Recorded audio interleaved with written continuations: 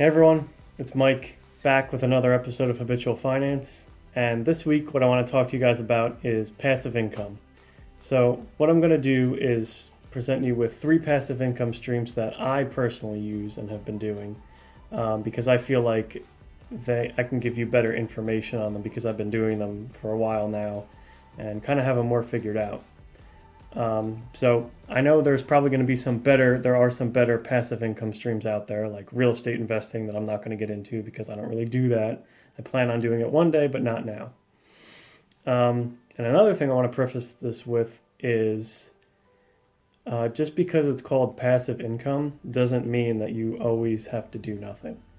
It still requires effort, but once you put in that initial effort, most of the rest of the time it's usually pretty passive and you're just gaining money. Then you get to the point where you're gaining money while you're sleeping and all that kind of stuff, everything that people talk about. So don't think that these things that I'm giving you here and what anyone gives you requires no effort. It's still, you have to put in effort in order for it to one day become passive. So with that, I'll get started. And the first one is probably one that everyone has heard of, and that is investing in stocks and getting paid dividends for doing so.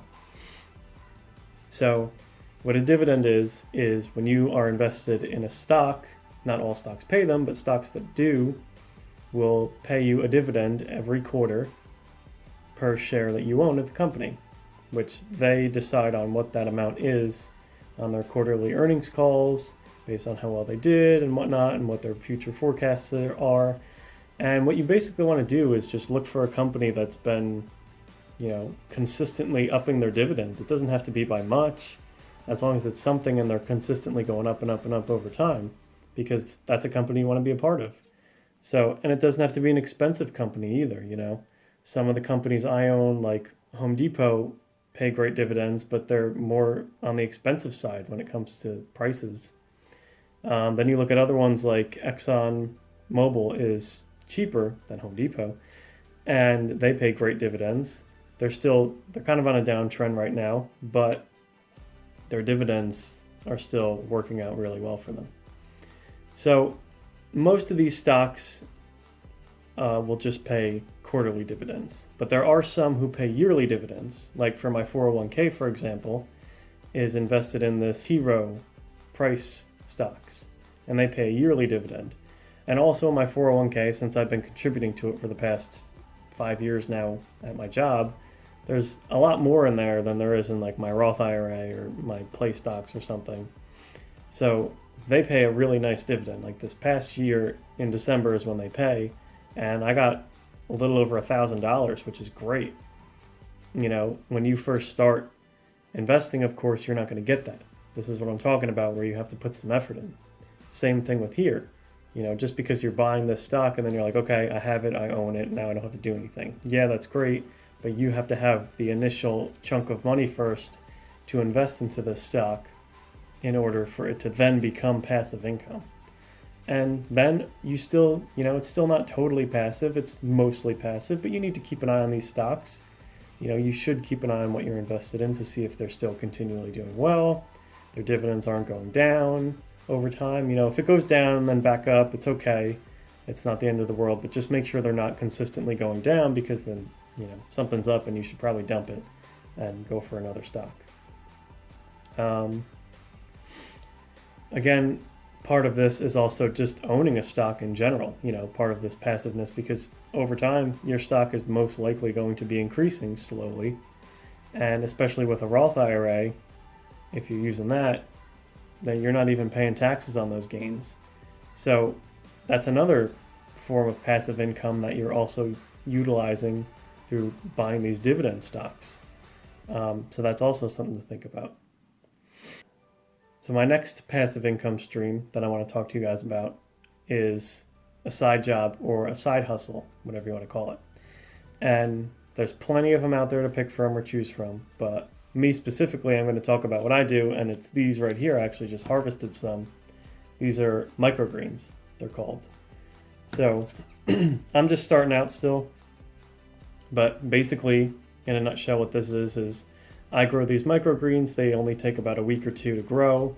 They're super nutritious. People in the health community like them. I am a big health freak, so it's something I enjoy doing. I think, growing stuff like this at home is really interesting to me.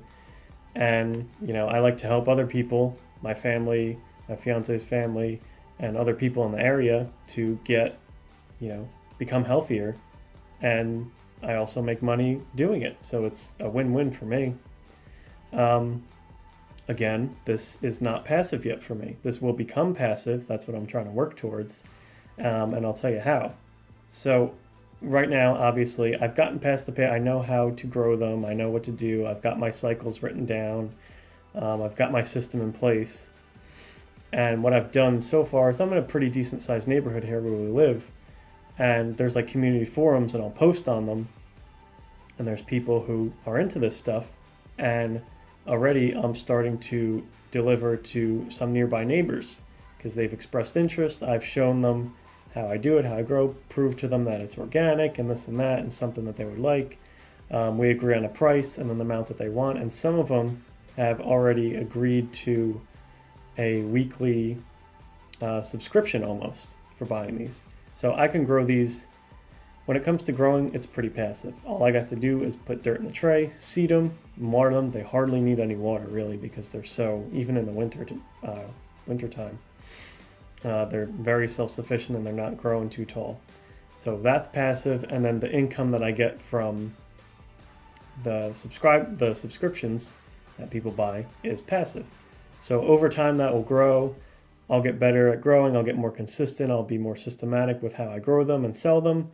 I'm probably going to start advertising on larger platforms soon once I get a better following and more containers to grow them in, more seeds, etc.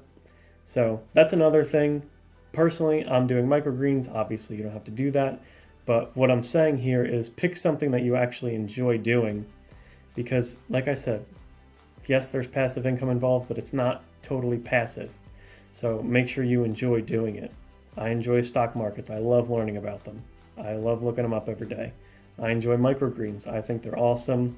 They're so nutritious for you. Something I love to do. So, again, make sure it's something you really enjoy.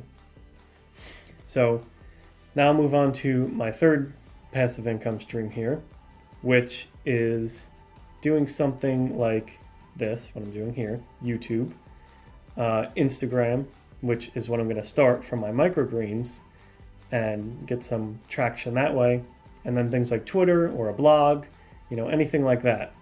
So again, like I mentioned, this is not passive at first. You have to really put in some effort, which is what I'm doing right now with this YouTube channel. I don't get paid a dime for what I do.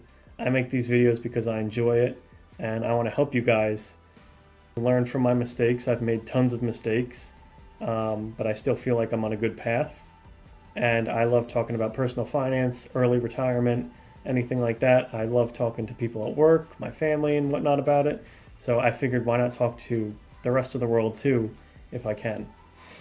And so like I said, make sure it's something you enjoy doing. And this, eventually I plan on growing my channel, getting better at editing videos, getting more consistent, posting them every week, maybe posting twice a week once I get better, once I get more time, and growing this channel, and then this will become passive. So the videos that I made previously becoming more popular, people will go back and watch them, and then over time those videos get views. They get views every week or so, and then they'll generate income for me. So that's what I'm trying to do here. And the same thing goes for if you have a blog, which I also want to start that soon, but I'll wait until I get better at YouTube.